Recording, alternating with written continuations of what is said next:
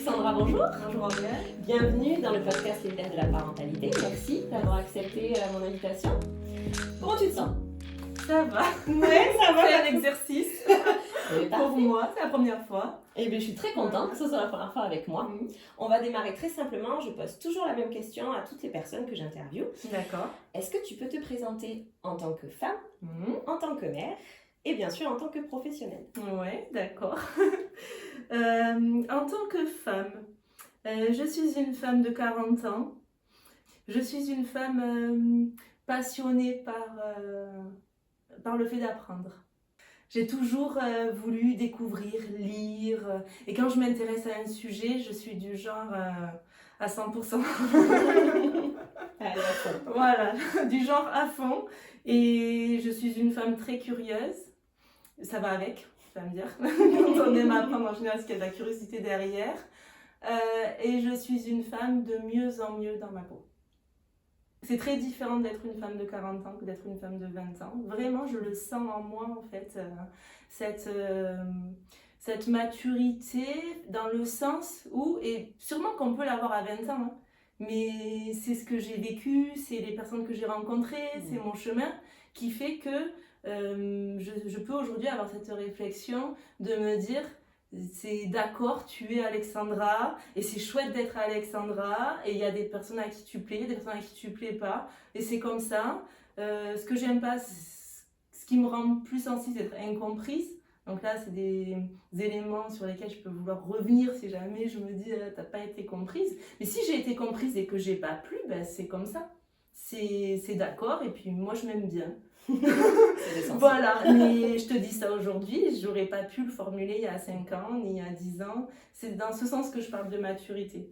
Mais je pense qu'on peut y arriver plus tôt si on rencontre les bonnes personnes et si on est bien entouré. En tant que mère, ben, j'ai 3 enfants. Une fille qui a 12 ans qui s'appelle Serena, une fille qui a 10 ans qui s'appelle Calista. Et mon fils Amaury qui a 4 ans et demi. J'adore les prénoms, je suis une personne, j'adore les prénoms, j'adore quand on me parle de l'histoire du prénom d'un enfant. Voilà, donc dire seulement j'ai 3 enfants, ça ne pouvait pas suffire, il faut que je les nomme. Parce que j'aime les prénoms, j'aime leurs prénoms, j'aime Serena, Calista et Amaury. Voilà, en tant que mère.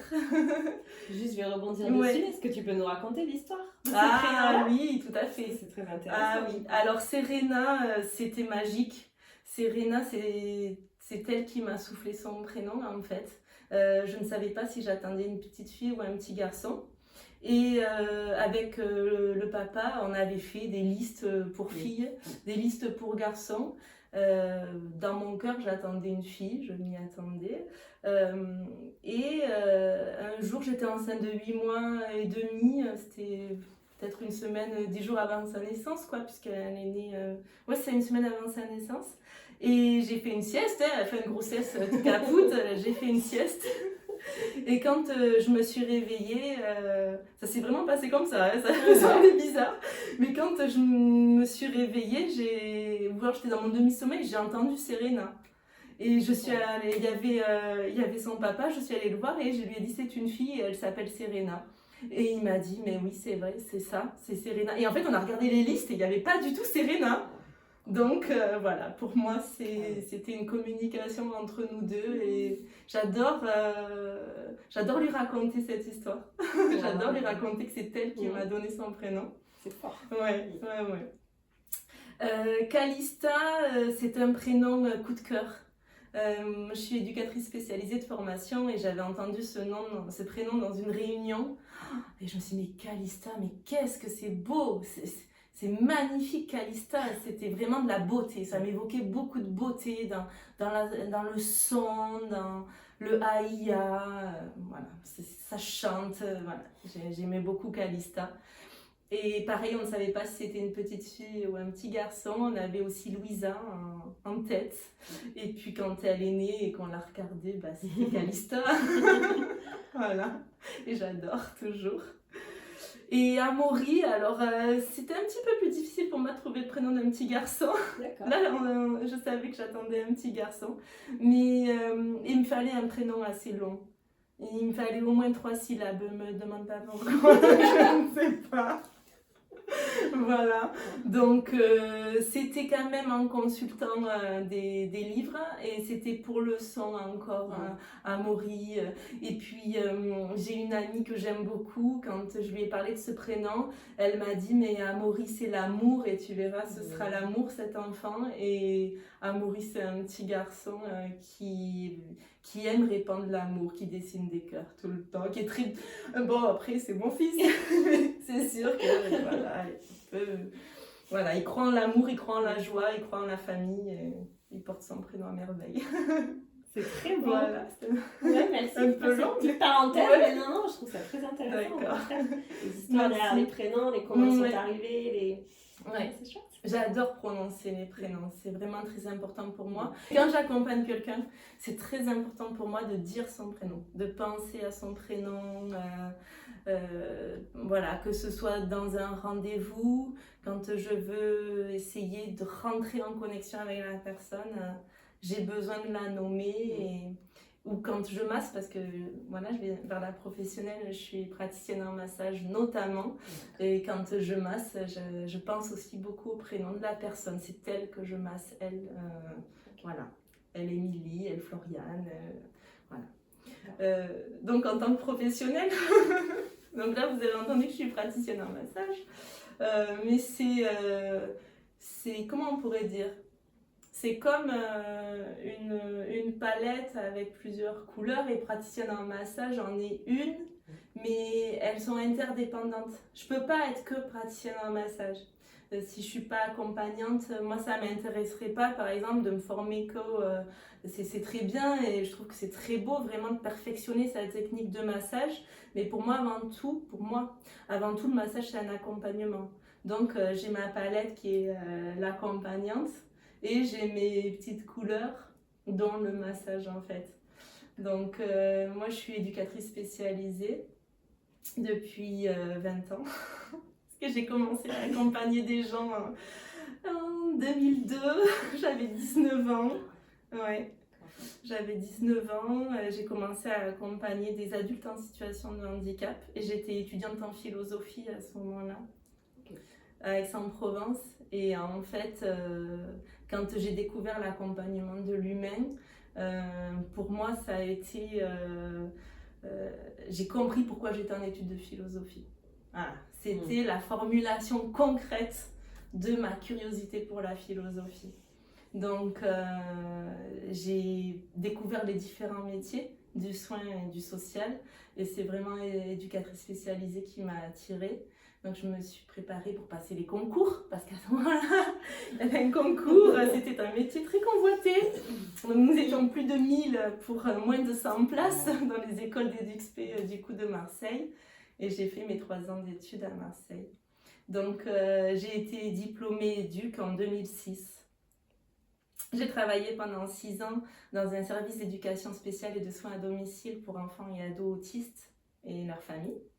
Et ensuite, là j'habite à Salon-de-Provence et c'était au moment de la naissance de Serena qu'avec son papa on a décidé, puisque je suis originaire d'ici, du Lot-et-Garonne, on a décidé de venir vivre dans le Lot-et-Garonne pour vivre à la campagne.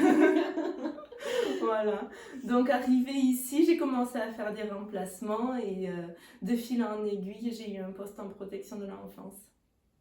Et où je suis restée de 2013 à 2021-22 en maison d'enfants à caractère social et en service d'accueil séquentiel. Donc j'accompagnais des enfants et leurs familles à domicile, beaucoup en service d'accueil séquentiel. Voilà. Donc des enfants qui bénéficiaient d'une mesure de protection et de familles aussi qui pouvaient être en demande par des mesures administratives. Bon là c'est un peu le jargon de la protection de l'enfance. Mais en tout cas, moi, mon cœur de métier, c'est d'être accompagnante. C'est d'accompagner les gens. Et progressivement, déjà du fait d'être devenue maman, c'est sûr. Quand je suis devenue maman, ça a été ok. J'ai eu la chance, quand j'étais au service d'éducation spéciale et de soins à domicile, de travailler avec une orthophoniste qui s'appelle Céline Ami, qui a été mon éclaireuse. Vraiment. Je n'aurais pas eu la même parentalité si je ne l'avais pas rencontrée. Complètement. Ça a été une révélation. Elle m'a informée, elle m'a conseillée, elle m'a chouchoutée, elle m'a écoutée. Elle a été ma doula en fait. Et ça, je m'en suis rendu compte. Et 10 ans après, je lui ai envoyé un message. Je lui ai dit, tu sais que tu as été ma doula, hein, et je t'oublierai jamais. En fait, ça a été jusqu'à quand j'ai accouché, j'attendais sa visite. Pour moi, c'était important qu'elle vienne me voir à la maternité, quoi. Et j'aurais pu accoucher avec elle. Franchement, si le papa ne s'était pas senti, j'aurais pu accoucher avec elle, avec sa présence. Et elle a éclairé ma parentalité parce qu'elle m'a informée sur les neurosciences. Tu vois, elle m'a fait lire Au cœur des émotions de l'enfant de Filiosa. J'avais pas du tout cette formation-là, neuroscientifique. J'avais plutôt une formation en psychologie clinique, psychanalyse en fait, dans l'école d'éduc où j'étais. Et elle m'a fait lire autre chose. Elle m'a fait découvrir le portage, voilà, tout ce qu'on appelle le maternage, ok. Mais bon, là je vous dis ça il y a 12 ans et demi en fait, il y a 13 ans même. Et il y a 13 ans, à Aix-en-Provence, je suis allée voir Michel Audin en conférence. J'étais enceinte de ma première fille. Donc forcément, t'as pas la même parentalité quand dès ta première grossesse, il y a 13 ans, tu rencontres Michel Audin, tu fais un cours de portage physio en sling, voilà, avec une maman. Enfin, c'était voilà, une ouverture et vraiment j'ai tout découvert avec elle. Avec elle, j'ai découvert que on pouvait allaiter longtemps. Avec elle, j'ai découvert qu'on pouvait dormir avec son bébé, qu'on pouvait le porter, qu'on pouvait répondre à ses besoins. Elle a complètement bougé. Alors, mes lignes, mais je veux dire, c'est que mes lignes pouvaient être bougées. Voilà, si elle a eu cet effet sur moi, c'est que voilà, on sait bien que l'effet ne va pas être pareil sur tout le monde. Et du coup, quand j'ai évolué après en tant qu'éducatrice, quand je suis revenue éducatrice et mère et m'étant rendu compte de l'importance de cette période périnatale et de la grande fragilité qu'on traverse aussi quand même. Parce que c'est pas une maladie. J'ai eu aussi une sage-femme extraordinaire, enfin c'était une association quoi. Elle m'avait conseillé une sage-femme qui était vraiment très protectrice et qui m'a dit ok, la grossesse c'est pas une maladie, mais tu es en train de fabriquer un être humain. Enfin, c'est important. Ah ouais. Et tu accompagnes toujours des êtres humains qui sont en souffrance. Fais attention à ce que ça peut produire sur toi, sur ton enfant. C'est pas incompatible, mais il faut être vigilant. Et tu fais beaucoup de voitures. Enfin, voilà, parce que j'étais en service mobile. Voilà, et ça, c'était pile poil ce qu'il me fallait. Alors, ça va pas correspondre à toutes les femmes. Mais moi, ça m'allait très très bien, en fait. De pouvoir me dire, c'est pas une maladie, mais ça peut être une période, voilà, précieuse et il faut en prendre soin parce que ce qui se passe c'est important. Voilà, donc elle est venue mettre voilà, une autre dimension vraiment dans ma grossesse. Hein. Et quand je me suis remise à accompagner des gens en tant qu'éduc, je pouvais un petit peu toucher du doigt aussi, puis je l'avais vécu dans mes tripes, ce que ça fait, cette étape-là où on se sent plus vulnérable, et puis ouais, tout ce que ça vient bouger le corps, ça vient bouger l'esprit, ça vient bouger les places dans la famille, enfin... Voilà, si on est dans une situation complexe avec d'autres problématiques, l'arrivée d'un enfant, ça peut être vraiment... enfin, c'est une étape capitale et vraiment où l'accompagnement est nécessaire au-delà du médical. Donc j'ai décidé de me former en périnatalité au fur et à mesure. Donc au début, quand je me suis engagée dans mes formations en périnatalité, je ne savais pas que je ne serais plus en poste d'éducatrice spécialisée. Je pensais que ça serait compatible et ça le sera peut-être un jour, je ne sais pas. J'ai décidé de travailler en auto-entreprise. Et ça a été un an très difficile au départ. De pouvoir concilier l'identité d'accompagnante et l'identité d'entrepreneur. C'est comme si, a priori pour moi, c'était pas compatible. Donc, rien que d'entendre chiffre d'affaires, livre de recettes, URSSAF, déclaration, rentabilité. Non mais je t'assure que pour moi, c'était limite, j'étais en train de me trahir, la raison de ma présence auprès de l'autre.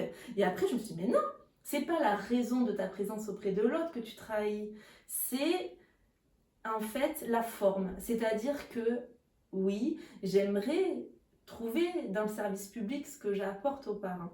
Ça, c'est sûr. Et je remarque que grâce à des collaborations et des partenariats, quelque part, c'est possible. Donc, j'ai vachement bougé là-dessus. Et je suis vachement plus d'accord avec moi-même sur le fait d'être auto-entrepreneur. Même si je ne suis pas une bonne entrepreneur au sens commercial du terme. Pas du tout. Mais du tout. C'est-à-dire que tous les gens avec qui je travaille, même les familles, non, je ne sais pas me dire stop, il faut que j'arrête là l'atelier ou le rendez-vous parce que là, je suis plus rentable. Tu vois, non, j'ouvre un atelier collectif, j'ai 3 inscriptions, entre-temps, les microbes, un imprévu, j'ai plus qu'une inscrite, je le maintiens. Je vais pas dire non, je l'annule parce que c'est pas rentable. Je paye un local, je paye du matériel, l'organe pour mes enfants et tout, mais non, je peux pas avoir cette vision marchande avec les familles. Voilà, ça par contre, la vision marchande est encore incompatible. Je suis pas une machine à atelier. Voilà, je peux pas être une machine à atelier et réfléchir mes propositions en fonction de ce que ça va me coûter et me rapporter. Ça, j'y arrive pas. Par contre, réfléchir mes propositions en fonction de ah ben tu sais quand j'ai fait ça la dernière fois finalement la maman elle a pris cette couverture, elle s'est mise comme ça, donc au prochain atelier je remets la couverture là, ça ouais ça ça voilà. Et donc je vois que je peux rester auto-entrepreneur et conserver le sens de ma présence auprès de l'autre, donc ça va. Et je pense que j'ai même, en étant auto-entrepreneur, améliorer ma qualité de présence auprès de l'autre. Quand tu es auto-entrepreneur, parfois tu n'as pas trois occasions de montrer aux familles qui tu es, de quoi tu es capable et la qualité de présence que tu peux avoir auprès d'eux. Alors bien sûr, on est humain. Je peux très bien leur dire, aujourd'hui je suis un peu fatiguée. Ça m'est arrivé aussi auprès d'une maman qui me dise oh bah Alexandra, t'es malade, voilà, pour chercher à savoir si j'allais bien. Et ça m'est arrivé de dire, en ce moment je suis fatiguée, c'est vrai que la période est un peu chargée, il y a eu des microbes à la maison, des trucs comme ça, ok. Mais il n'empêche qu'après, il faut que je sois quand même à 100%. Parce que la personne, elle a pris du temps, elle a pris de son temps, elle a pris de son argent aussi, hein. C'est clair, il y a un service, enfin voilà. Et je lui dois bien ça. Je lui dois bien au moment, même si juste avant j'étais fatiguée, au moment où je lui apporte mon écoute, mon massage, ou alors que je transforme sa salle de bain en espace sensoriel mère-enfant, il faut que je sois là à 100%, quoi. Là, il n'est pas question de dire je suis fatiguée, je vais faire qu'un truc sur 2, quoi. La personne, elle t'attend là-dessus. Et du coup, je pense que je suis encore plus vigilante à la qualité de ce que je propose et je suis encore plus vigilante à ma posture, en fait. Non, tu vois, être auto-entrepreneur, c'est un travail d'exigence. Franchement, c'est très exigeant. Voilà, il faut prendre soin de soi parce que ça demande beaucoup d'énergie. Ouais. Mais je suis contente de le faire maintenant, dans ma vie pro, d'arriver à faire ça à 40 ans.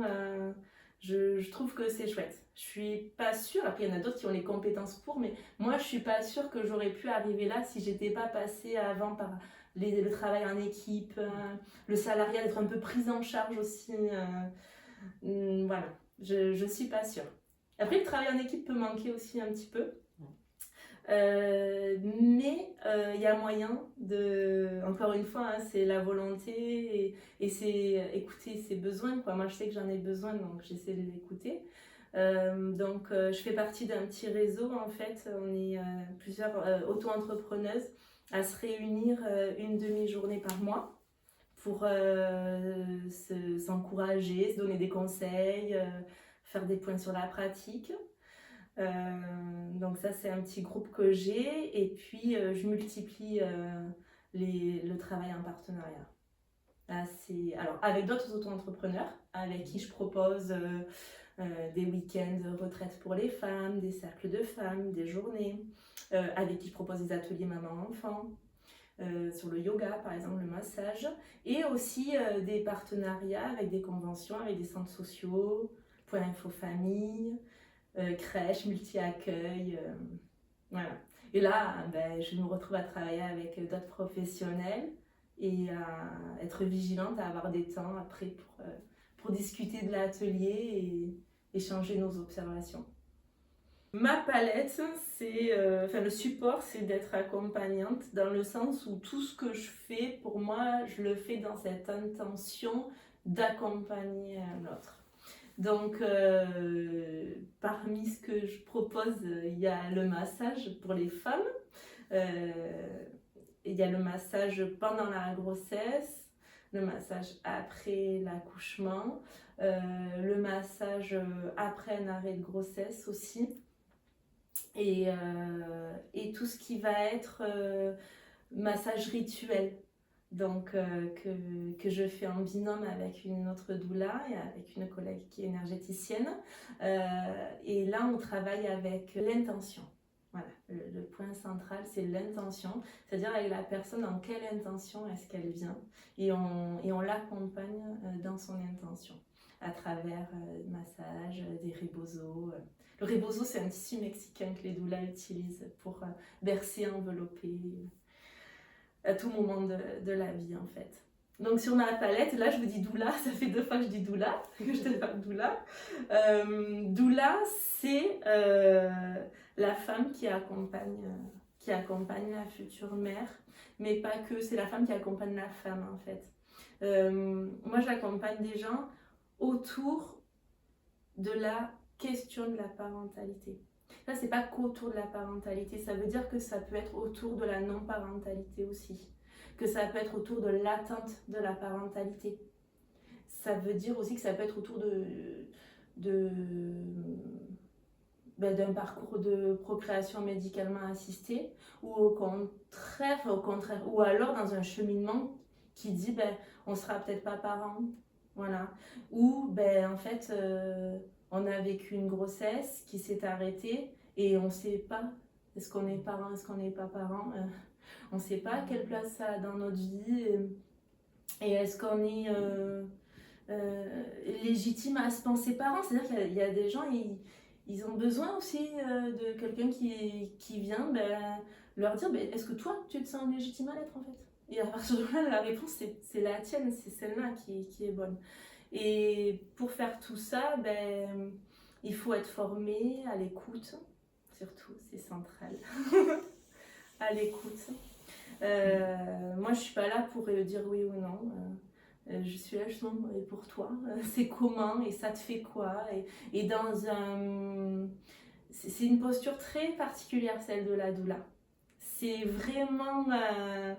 la doula, c'est une relation de proximité, mais vraiment d'intimité. La doula telle que moi je suis, hein.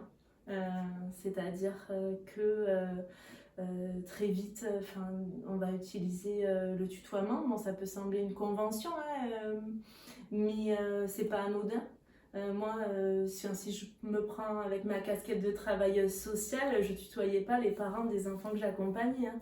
Là, on se tutoie avec les parents. Je peux être amenée à aller chez eux, même en accompagnement de doula.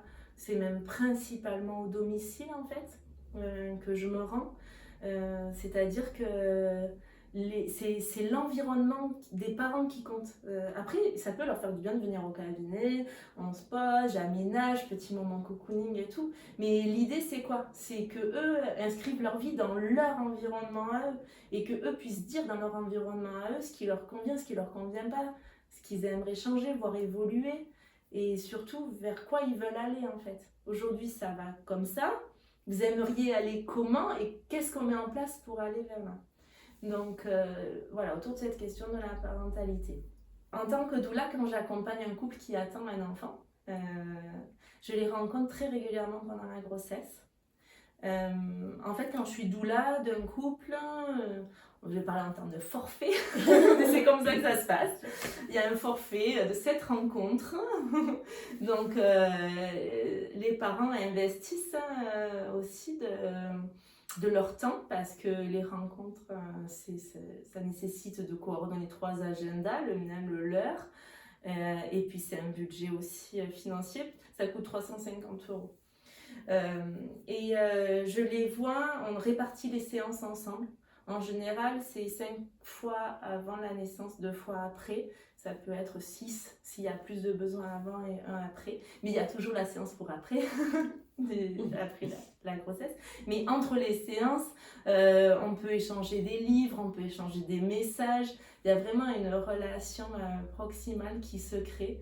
Et à ce moment-là, pendant la grossesse, il y a bien sûr l'accouchement qui va arriver. C'est-à-dire comment est-ce qu'ils pensent accueillir leur enfant et qu'est-ce qu'ils veulent pour accueillir leur enfant et qu'est-ce qu'ils peuvent mettre en place pour l'accueillir comme ça et comment ils peuvent aussi se préparer à d'autres alternatives. C'est-à-dire ça, ça c'est votre souhait. Numéro 1, et voilà ce qui peut favoriser. Donc j'ai aussi une mission d'information aussi. J'ai vraiment envie de dire en complémentarité du suivi médical. C'est pas les mêmes informations. Et parfois ça se regroupe, mais c'est très chouette. Quand les parents disent mais oui, mais c'est comme a dit la sage-femme pendant la prépa. Ah oui, c'est vrai, elle avait parlé de ça. Et ça, c'est vachement rassurant. En général, les parents, ils sont contents en fait, de voir que ça fait écho et que c'est cohérent autour d'eux. Donc, c'est vraiment en complémentarité, mais avec cette dimension de la proximité, c'est vraiment individualisé. C'est-à-dire qu'au-delà de comment vous voulez l'accueillir, mais quand on réfléchit à ce qui permet d'y accéder, on réfléchit aussi à ce qui pourrait freiner. Et dans ce qui pourrait freiner, il y a souvent des éléments de la vie personnelle. Donc on peut aller aussi loin dans les souvenirs, dans le rapport qu'on a à ses propres parents, à tout ce qu'on a entendu autour de la naissance. Voilà, tout ce qui s'est inscrit. On travaille beaucoup sur les associations de mots, par exemple. Voilà, quand tu penses à accouchement, à quoi tu penses en premier? Quel est le premier mot qui te vient? Voilà, rien qu'avec ce petit exercice-là, on peut... parce que moi, l'idéal, c'est que les parents se parlent. Parce qu'arriver au bout, c'est eux avec leur enfant qui vont se retrouver à la maison. Et si déjà, là, pendant la grossesse, ils arrivent à se lier ensemble sur la façon dont ils veulent accueillir leur enfant, c'est des bonnes bases pour la suite. Donc déjà, tout ça, on le fait pendant la grossesse. Et je les accompagne s'ils veulent à rédiger le projet de naissance. Donc dans le projet de naissance, ils vont venir poser sur papier leurs intentions pour l'enfant. Certes, des fois, je peux entendre, mais ça, c'est pas vraiment nécessaire de l'écrire, parce que de toute façon, ça se fait, c'est toujours comme ça à l'hôpital.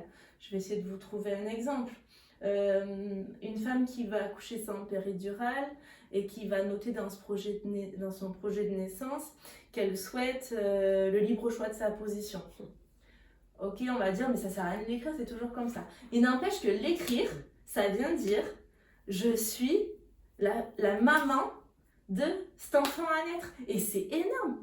Enfin, je veux dire, il y a des mamans, des fois, futures mamans, c'est pendant le massage. Quand je parle au bébé et que je lui parle en prononçant maman, j'ai eu des mamans qui ont conscientisé à ce moment-là qu'elles allaient être maman. Mais et qu'elles étaient maman en fait, pas juste qu'elles allaient être, qu'elles l'étaient. Et quand on écrit le projet de naissance, c'est ça aussi, c'est un acte de parentalité. Donc moi, quand j'accompagne la rédaction d'un projet de naissance, j'accompagne des parents. Alors, le bébé à naître a peut-être 5 mois de conception, mais ils sont parents de ce bébé à naître.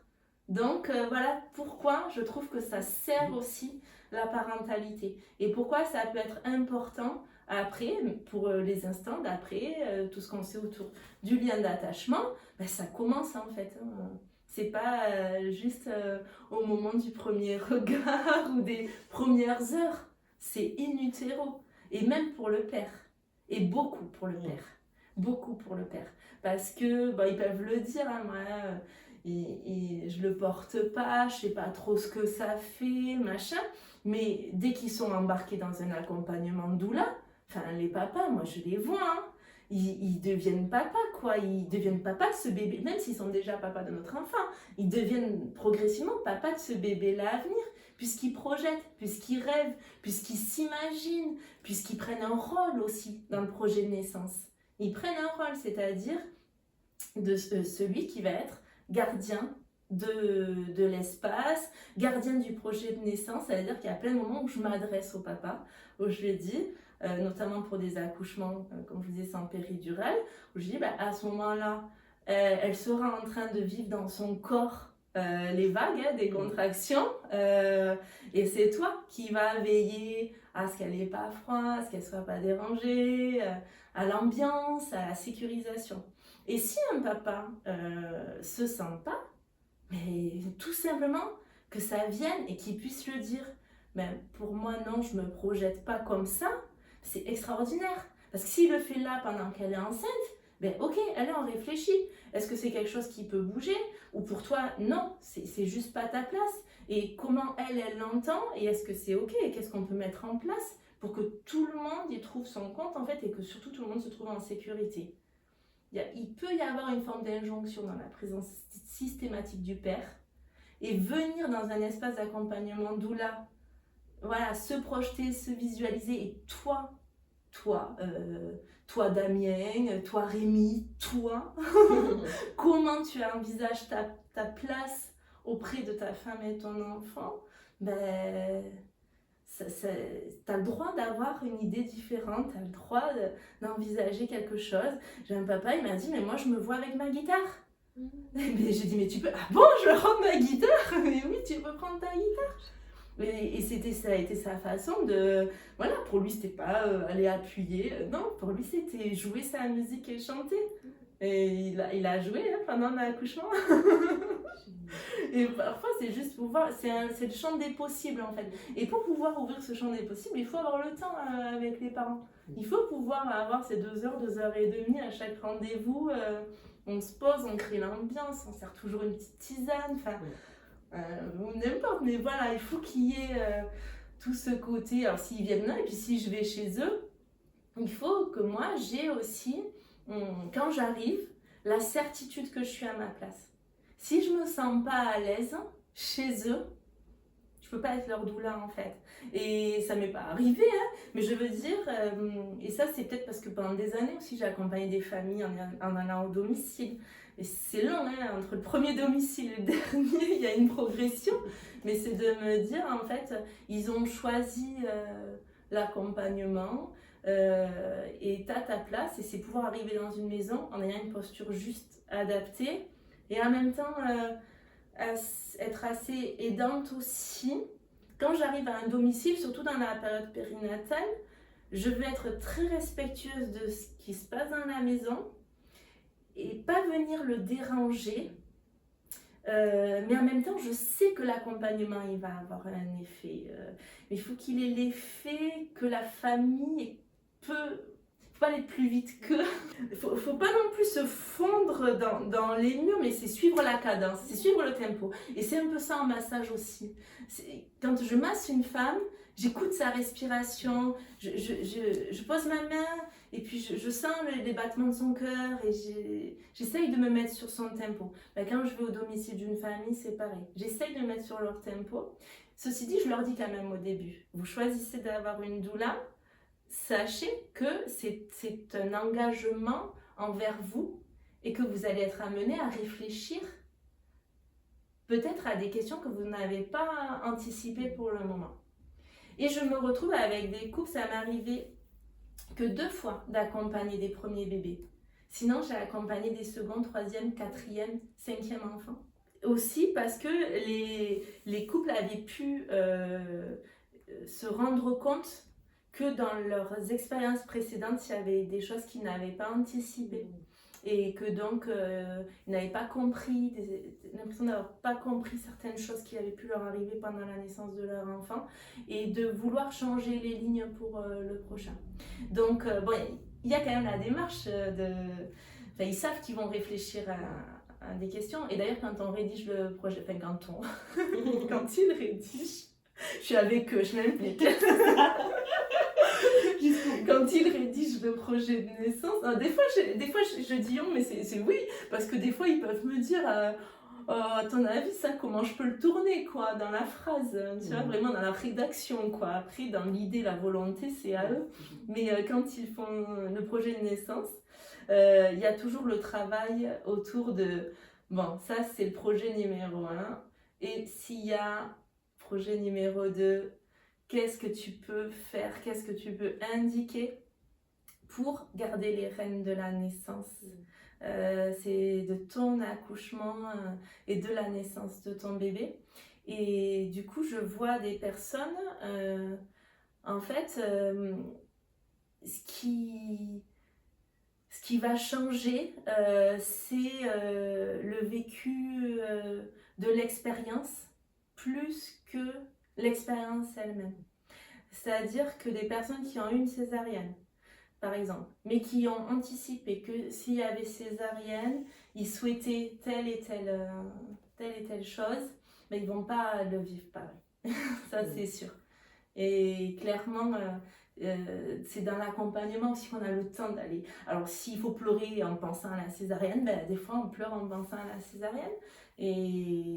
Et c'est tout à fait possible et c'est pas du tout interdit. J'ai aussi des personnes que je rencontre longtemps après leur césarienne et qui viennent pour un massage ou pour un atelier par enfant avec l'enfant qui a déjà grandi ou qui viennent en café parent et le sujet de la césarienne arrive.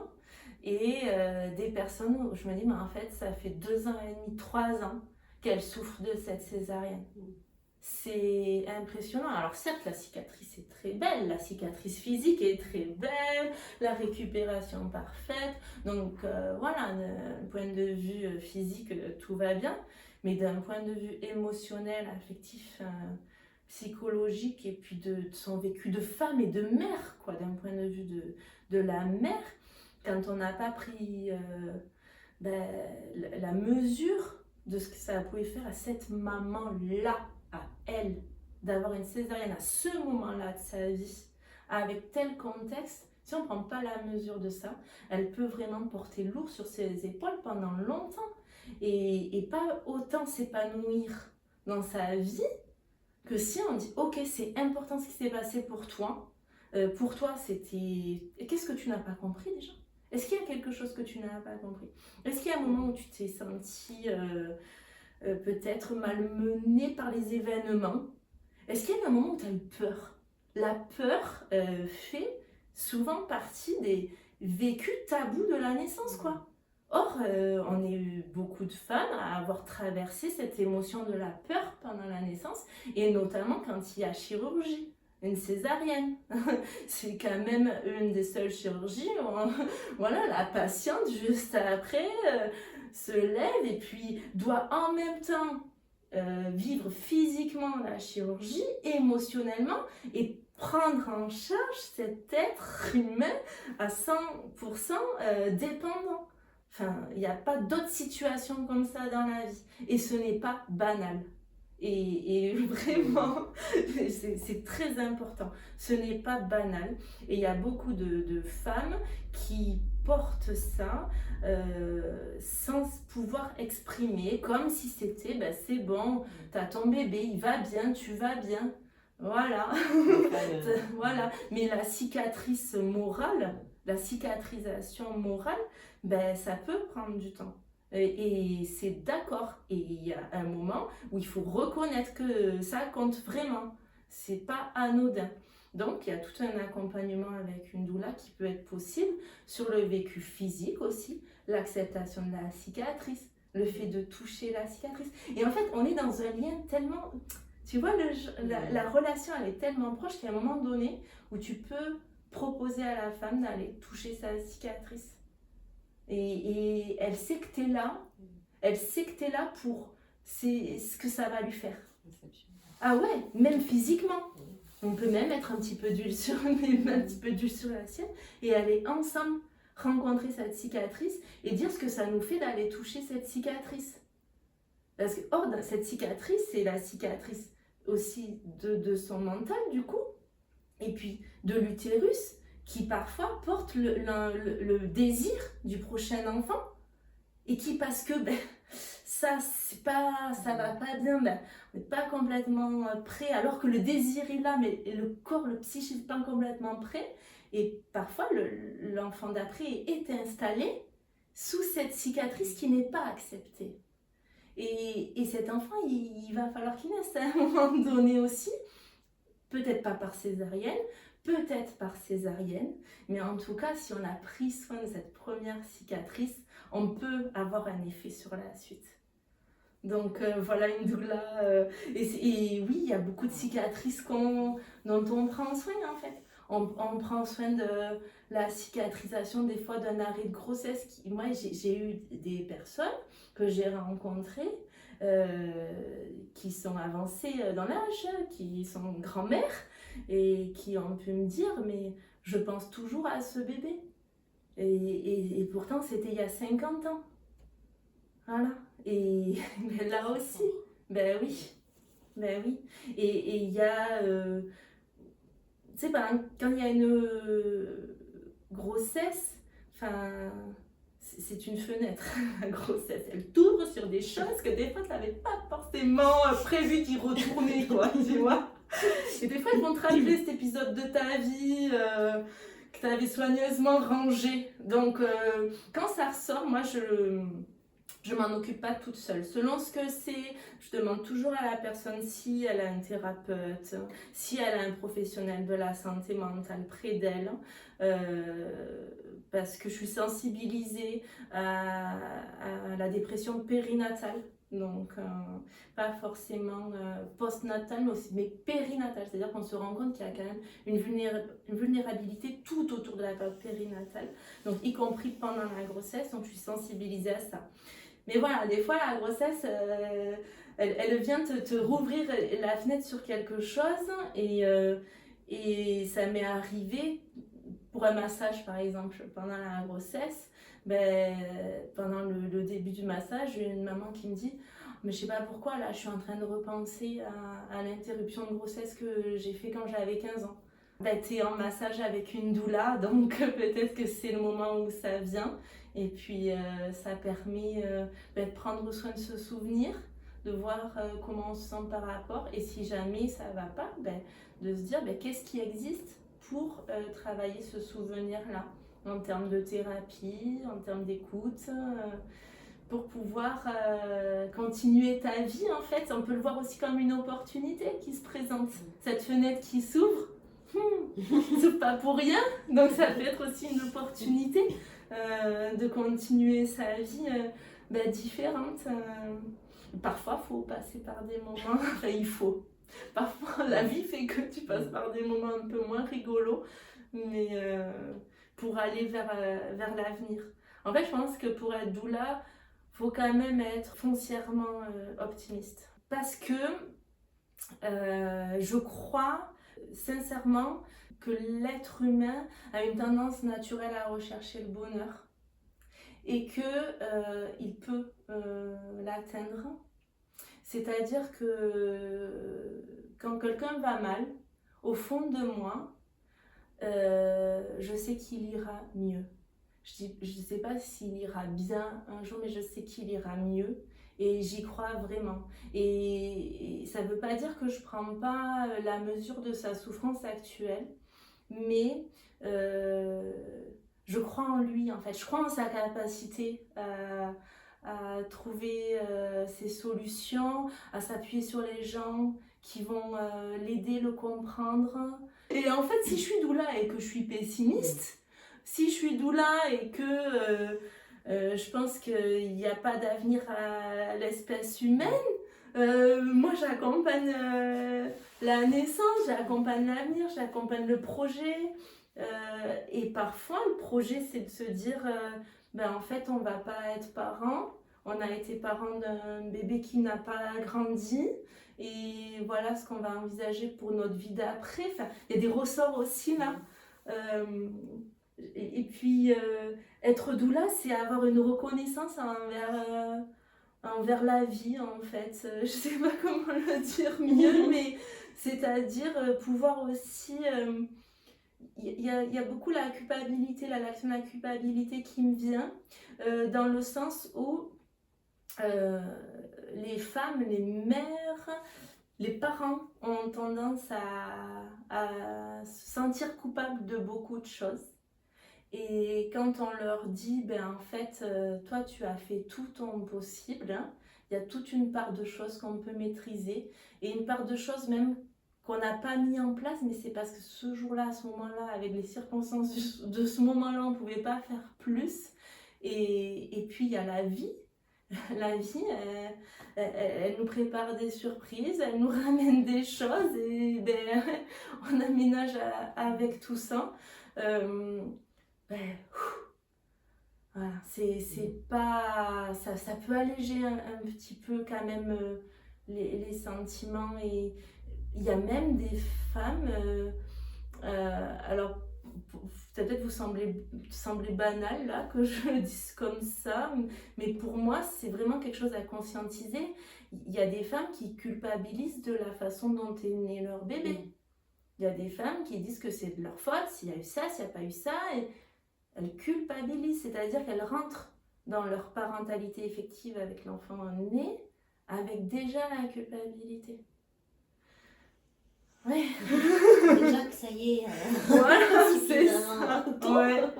Et du coup, mais cette culpabilité-là, alors moi j'en suis pas épargnée, hein, je suis mère, hein, donc très régulièrement je lui dis t'es gentille, mais quand je te disais au début que j'ai de plus en plus confiance en moi en fait, que je m'aime bien, c'est que de plus en plus je peux me dire bon allez, t'as quand même fait tout ce que tu pouvais là ce matin, t'as pas été la mère que tu veux être tous les jours, mais t'as fait ce que tu pouvais aujourd'hui. Et quand je vois des parents en atelier parents-enfants, souvent madame culpabilité là, c'est moi. Et elle vient la moindre occasion venir un peu plomber le moral et là maintenant que j'ai fait ce chemin, que je me suis rendu compte de la place de cette madame culpabilité, moi mon rôle de doula c'est de faire rentrer madame confiance. Tu vois? Et ça, c'est très difficile à expliquer en fait, parce que ça va être m'appuyer sur une observation d'un parent, d'un mot qu'il vient de dire. Et puis très souvent, franchement, c'est juste pouvoir... je m'appuie sur l'enfant. Et c'est pouvoir aider le parent à regarder le regard de son enfant. Et en tant qu'animatrice d'atelier, là ça fait partie de ma palette, je suis animatrice d'atelier. C'est super chouette parce que en tant que doula, j'ai quand même une certaine information sur ce qu'ils viennent de vivre quand ils arrivent en atelier parent-enfant pour apprendre à porter leur bébé ou à le masser. Moi, mon premier objectif, c'est comment va cette famille en fait. Voilà, ils partent, ils savent faire le nœud qu'ils voulaient avec l'écharpe. Bien sûr, c'est un objectif, ils sont pas venus. Ça fait, mais surtout comment ils vont. En premier lieu, c'est comment ils vont. Et à partir de là, grâce aux médiateurs, ben, on échange vachement. Donc, dans les ateliers parents-enfants, il y a le portage en écharpe. Il y a le massage des bébés. Il y a la communication gestuelle associée à la parole aussi. Ouais. Il y a Snow et Hélène. Donc Snow et Hélène, c'est une méthode de relaxation basée sur la stimulation sensorielle. Donc moi, je ne le propose qu'en atelier parent-enfant. Ouais, c'est vraiment... c'est un de mes ateliers chouchou. Bon, je les aime tous. Mais c'est vrai que celui-là, il a une part très magique, quoi. C'est un moment magique en fait. C'est déjà par l'ambiance qu'on crée, lumière tamisée, musique relaxante. Hein. Et c'est pas du tout. Il y a des parents qui m'ont dit oh la relaxation. Nous on n'est pas trop relax, on est plutôt speed. Mais en fait il n'y a pas de consigne en Snow Hélène, donc c'est extra. Et ça peut être. Franchement, j'ai vu en espace parents-enfants Snow Hélène des parents se reposer et les enfants complètement respectueux là, du repos de leurs parents à pouvoir avec les balles se faire un petit jeu et tout et que la maman puisse se reposer 20 minutes avec un petit coussin de lavande sur les yeux. Oui, il faut noter ça. Ouais, Ok. faut noter. Atelier par enfant, nos élèves pour pouvoir faire une petite sieste tranquille. Ben, ouais. Mais ouais, Franchement, ça, ouais. c'est hyper important. Ouais, c'est ça. Mais oui, c'est ça. C'est à chaque Faut fois autoriser. les ateliers par enfant. Mais oui, c'est central. C'est toi, mais comment va la famille? Comment va le parent? Des parents qui sont épuisés en atelier de portage, je vais vraiment insister sur attention à l'effet pervers. L'idée, c'est pas que tu mets ton bébé en écharpe et tu fais ton ménage et ta nanana. Non, non. Par contre, si c'est faire ta balade préférée, là oui. Voilà, donc je vais être très vigilante à ça, à comment va la famille. Voilà, c'est pour les ateliers parents-enfants. Et du coup, j'en fais pas mal en structure. Comme je te disais, j'en fais au centre social, sur Marmande, sur Tonins, avec le point info famille aussi, en crèche. Voilà. Et ça, en structure, ça permet à toutes les familles de pouvoir s'inscrire. Parce que grâce de l'EREAP, voilà, financé par la CAF, il y a ça sur le territoire, quoi. Donc voilà, et j'en profite toujours moi en atelier, même quand les parents viennent ici au cabinet, ils se financent leur atelier, mais je fais toujours de l'information sur les ateliers qui existent, mais pas seulement ceux que moi j'anime. Je leur parle du lieu d'accueil enfants-parents, avec les créneaux, tout ce qu'il y a autour d'eux. Parce que mon intérêt, c'est quoi? C'est qu'ils repartent en ayant des informations. Enfin, c'est très dur quand même. Enfin, c'est très dur de prendre en charge un petit être 100% dépendant de toi. Et puis toi là-dedans, avec qui tu parles des fois, est-ce que tu sors? Qu'est-ce que tu as prévu dans ta semaine?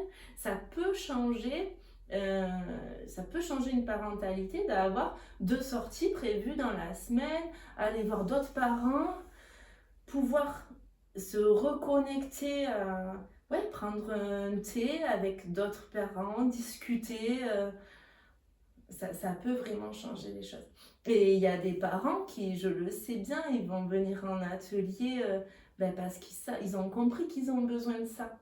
Donc, même si en ce moment bébé est un peu fatigué, d'accord, bébé va se reposer, et puis on va discuter, puis vous pouvez faire le massage sur le poupon et vous referez à la maison. Mais ils sont sortis de chez eux, ils ont vu un autre environnement. C'est très très spécial le postpartum. Le postpartum te donne l'impression, souvent, ce que je vois, il y a une image qui parle bien aux mamans, c'est d'être sur un fil. Ça veut dire que c'est pas très solide sous les pieds. C'est souvent brouillé autour. Des mamans qui vont me dire, on m'a parlé, mais je comprenais pas ce que la personne me disait, vraiment, je sais plus. Il y a des fois des retours d'accouchement qui peuvent être un petit peu longs. C'est-à-dire l'expérience de l'accouchement, quand elle est vécue, quand la personne a pu être vraiment consciente, actrice, que ce soit une césarienne ou un physio. Moi, je suis pas dogmatique, je suis pas là pour dire une doula c'est que pour des accouchements physio. Une doula c'est là pour que tu te sentes en sécurité au moment où tu vas donner naissance à ton enfant en fait. Donc si toi ta sécurité pour l'instant, à ce moment-là de ta vie, ta sécurité c'est que tu t'envisages donner naissance à ton enfant dans cette position précise là, avec une anesthésie péridurale, voilà, et que ça pour l'instant tu n'es pas prêt à le voir bouger, et que tu le fais en connaissance de cause sur ton corps, tes émotions et ton enfant, sans culpabilité, c'est juste de l'information. C'est ok, hein. Mais ça peut quand même être long après pour revenir à soi, à sa vie, à son corps.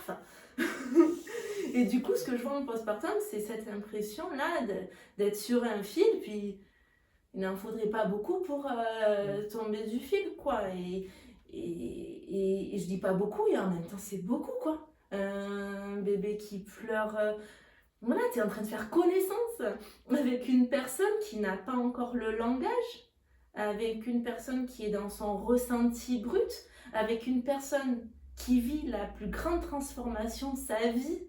Il vient de l'eau, il est à l'air, il était au chaud, il a froid, il était nourri en permanence, il a faim. Enfin, pour lui, c'est énorme.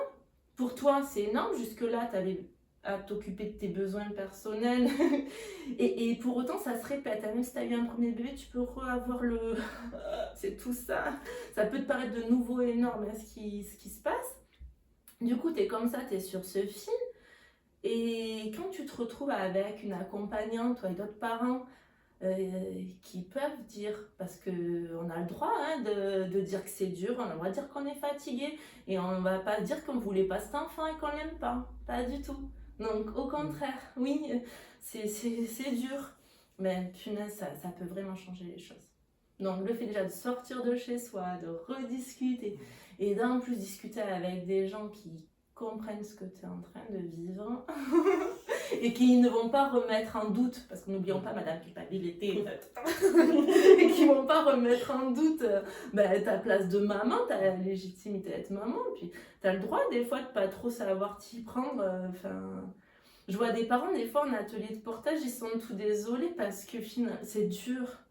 Et puis moi je me revois il y a 13 ans à mon premier cours de portage. En plus, j'ai une dyspraxie, donc c'est pour te dire que pour moi, c'était vraiment un défi de devenir monitrice de portage. Ah ouais, puis quand j'ai commencé à porter mon bébé, oh là là. Du coup, j'ai vraiment, quand je les vois comme ça, que c'est dur, moi, j'hésite pas à leur dire, allez, on s'assoit un peu, on respire, on boit un coup, c'est pas parfait, ton bébé, il tient. Ça va, ça te tire pas trop, allez, fais-lui un câlin. Voilà, j'ai vraiment à cœur que les gens se sentent à l'aise et qu'ils se sentent pas jugés, quoi. Ça, c'est vraiment trop dur quand t'es en atelier. Et puis même si tu fais le truc à l'envers, tu fais le truc à l'envers, voilà. T'as un regard sympa à côté de toi, de quelqu'un qui te juge pas du tout. Voilà, ce que j'ai essayé de faire dans les ateliers parents-enfants. Je suis repassée par l'accouchement quand même, là. J'ai dû me... Ouais, mais alors, en fait, je disais, voilà, c'est ça, que les couleurs doivent pas se mélanger. Alors, je vous disais, il faut pas, j'ai ma palette et il faut pas que les couleurs se mélangent, sinon on peut perdre les gens, tu sais. Je disais, il faut être clair aussi pour les gens. Mais j'ai quand même du mal à te parler des ateliers parents-enfants sans te parler de nouveau de la naissance. Parce que moi, quand j'accueille des parents, j'essaie de les accueillir dans toute leur histoire, en fait. Et en portage, ben oui, ça peut être différent. L'atelier va pas forcément se passer de la même façon selon où en est la maman dans son retour de l'accouchement, son retour mental de l'accouchement, physiquement aussi, comment va ce bébé et comment elle est sur le fil. Est-ce que le fil il tient qu'à un fil ou est-ce que le fil c'est plutôt le câble tranquille du funambule et elle sait et elle a l'équilibre? Parce qu'on peut être sur un câble de funambule en équilibre aussi, t'es quand même sur un fil. Mais ça va, tu sais, voilà. Et ça, je peux pas juste appuyer la personne, bon, vous venez apprendre l'enveloppé croisé, alors c'est cette écharpe-là, vous commencez par ça. Non, on discute, on se rencontre. Si j'ai plusieurs parents ensemble et qui commencent à discuter, je vais pas les couper pour... Non, voilà, c'est ça. C'est autant important pour eux et ça va autant les nourrir d'avoir eu des fois des échanges comme ça au sujet de et toi, comment ça va, quoi.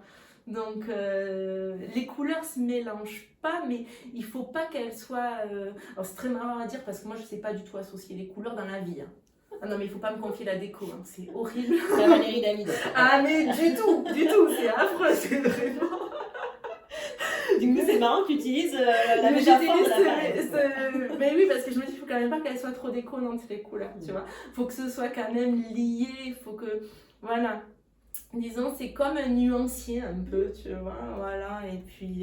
Et puis quand je suis doula, je vais aller dans des nuances plus profondes que quand les parents me voient 3-4 fois en animation d'atelier parents-enfants. Les parents que je vois en portage et en massage bébé, dont j'ai été la doula, voilà, c'est quand même autre chose. Et ils ont passé un moment de leur vie avec mon accompagnement à leur côté, quoi. Au cœur de l'intimité, de cette création de la parentalité, quoi. Ouais. C'est fou. C'est ça, ouais. Et dans le couple, dans le couple, on a aussi cette place des fois de... renforçateur de la communication du couple, comme je te disais, voilà, pouvoir se dire les choses.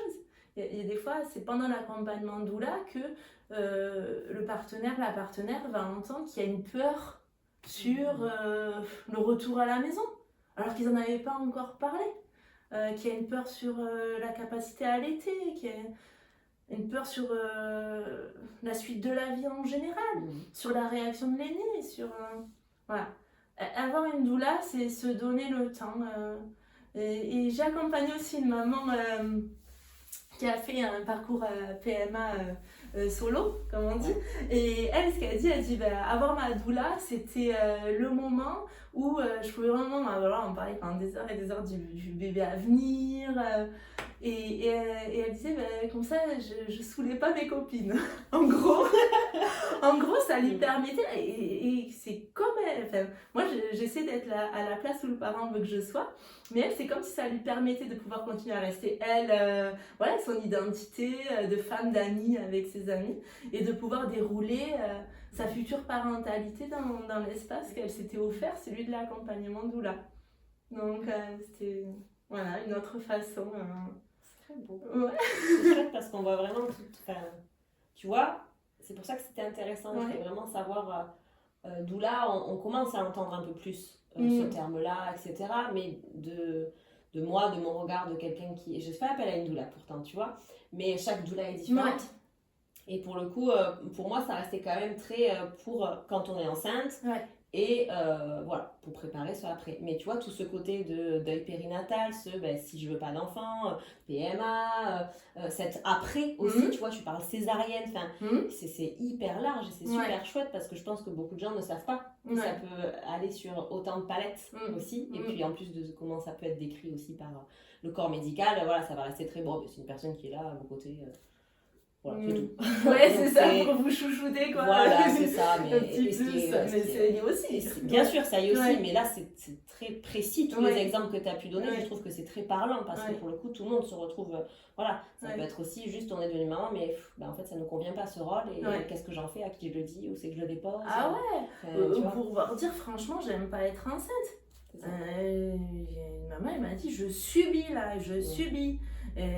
Avec une colère envers elle aussi de le subir.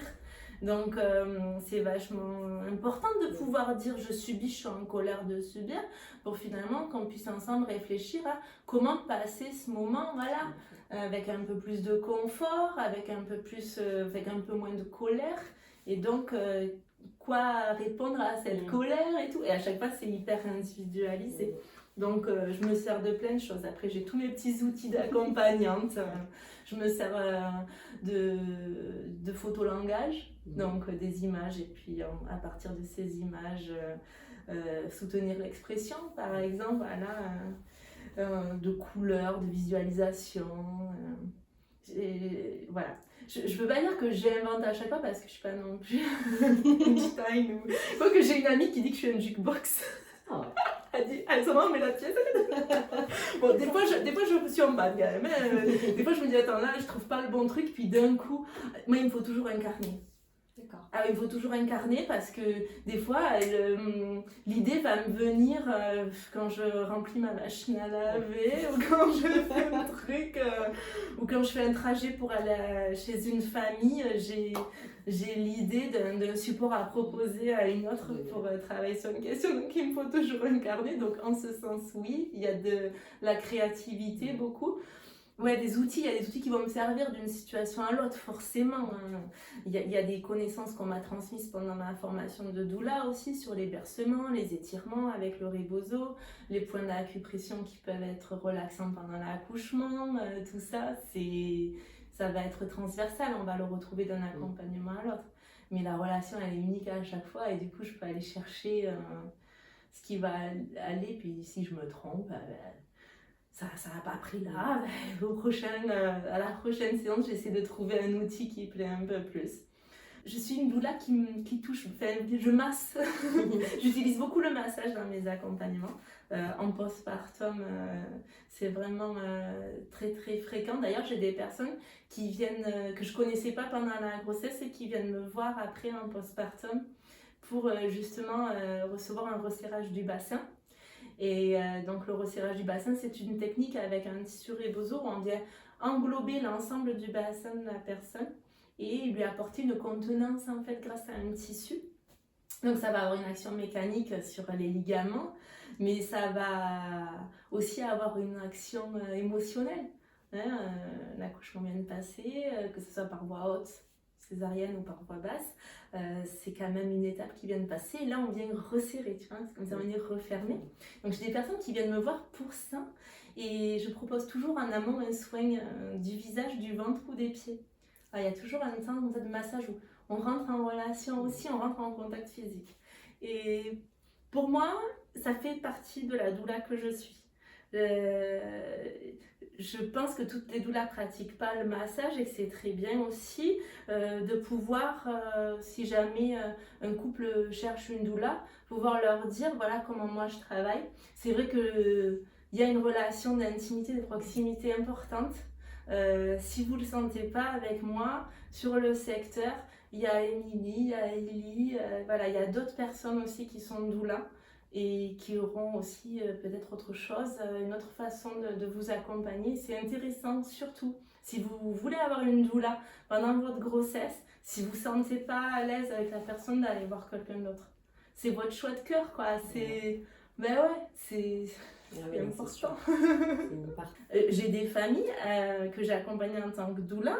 Il y a des moments après, même dans la première année du bébé, des étapes où ils ont besoin de m'envoyer un petit message pour me dire il se passe ça. Ils savent qu'ils ont mon numéro. Enfin, les mamans que j'ai accompagnées, enfin, moi c'est mes trésors, quoi. Franchement, si je peux finir en leur disant merci parce que c'est des vraies rencontres. Vraiment, c'est des rencontres de personne à personne. Alors là, je parle des mamans parce que souvent c'est à l'initiative de la maman. J'ai aussi accompagné des couples, hein. Mais même quand j'ai accompagné des couples, en général, le premier appel, c'est la maman qui va chercher sa doula. Donc après, le papa embarque et parfois d'office, hein, il est là dès le premier rendez-vous et dès qu'on prend le second, il consulte son agenda pour être présent, hein. Mais il y a quand même quelque chose, voilà, de la démarche de la mère dans le fait de chercher la doula, ouais. Et il y en a voilà, un certain nombre de mamans qui ont pu après me mettre en contact avec des amis, cousines, amies à elles qui allaient devenir maman aussi. Ça c'est... Franchement... C'est mieux qu'un réseau social virtuel. Ah, mais... Après, je dis pas voilà, que toutes les gens qui ont été accompagnés ou massés par moi m'ont recommandé. Il y en a peut-être qui m'ont pas recommandé, mais moi je me dis c'est comme ça. Voilà, hein, on peut pas plaire à tout le monde, mais en tout cas pour toutes celles qui l'ont fait, merci. Parce que on a vraiment vécu... Il y a quelque chose qui est tissé entre nous, entre les parents que j'ai accompagnés pendant la grossesse et moi. Il y a quelque chose qui est tissé et ça va pas se détisser. Je sais pas comment le dire, mais à chaque fois, chaque tissage est unique et je crois que je pourrais en vivre sans, de sans. Je suis prête, quoi, et ça n'en effacera même pas d'autres. Ça continue. Ouais, c'est bien, ça agrandit. Tu fais une toile d'araignée. Ouais, c'est ça. C'est ça. Je vais clôturer ça sur justement un mot ou une phrase que tu aimerais transmettre à des futurs parents qui nous écoutent ou des mamans en plein postpartum, voilà, pour ces personnes-là, quelque chose qui te semble important qu'elles entendent. La première chose qui me vient, c'est de leur dire qu'autour d'eux, il y a des personnes pour qui rien n'est tabou. Voilà. Et qui ne sont pas seuls. Et si jamais ils ressentent que ce qu'ils viennent de dire n'a pas sa place, c'est que c'était pas le bon endroit. C'est pas qu'ils avaient tort ou qu'ils étaient illégitimes de dire ce qu'ils viennent de dire, c'est qu'ils n'étaient pas au bon endroit. Voilà. Merci. Merci de finir sur ça, Alexandra. Plaisir.